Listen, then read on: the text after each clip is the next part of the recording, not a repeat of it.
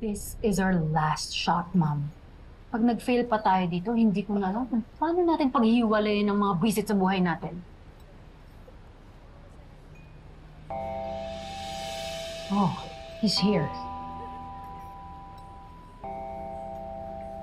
So, nagawa mo ba ng maayos ang inuutos ko? Opo, Ma'am Rica.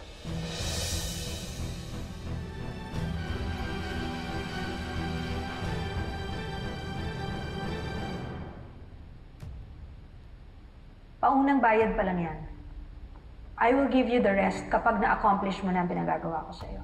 Alam mo na ba ang sasabihin mo kay Tita May? Opo. Kinabisado ko ng script na binigay ninyo sa akin. Good. Siguraduhin mo lang na makukumbinsi mo si May sa acting mo.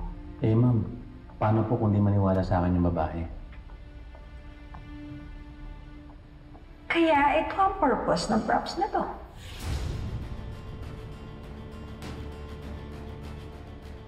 Nahanap ko yan sa isa sa mga boxes ng mga gamit namin sa house namin sa Daraitan.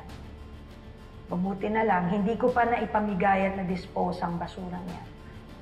Ipakita mo lang yan kay Tita May at sigurado mauuto mo siya.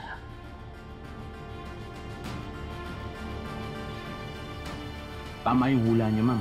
Nung ibinigay ko doon sa babae yung maliit na baol, halos mag-breakdown siya. Kaya nga po nang iyak eh.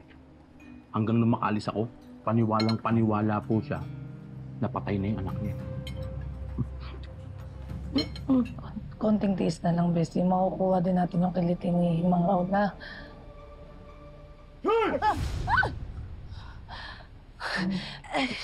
Huwag na ho natin patagalin. Magtagayan na po tayo. Ako po ang magtatagay sa inyo. Siyempre, unang tagay para kay Mang Raul. Siya, puno. Siya't puno po tayo.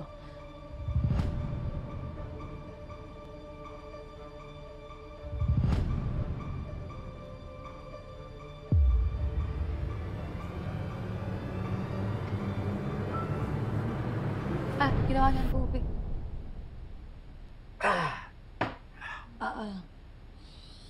Isa pa ho.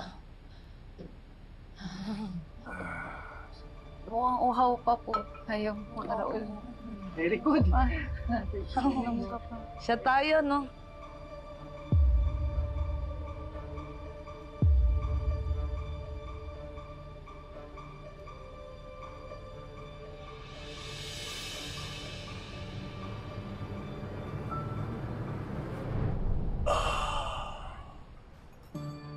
As promised, remaining balance for a job well done.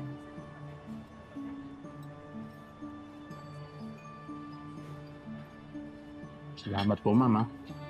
Sa uulitin ho.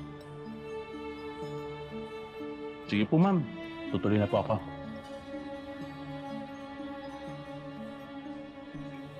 Oh my God, Mom, this solves our problem. Sure naman ako na hindi nahanapin ni Tita May ang nawawala ng anak. Buti nga sa kanya. Yan ang dapat sa kanya. Utu-utu kasi at ang daling magpatawad kay Tita. Ay nako, my poor ex-stepsister. Hindi niya na malalaman na mag-ina kayo sila ni Tita May. How tragic. No. Yes. Cheers.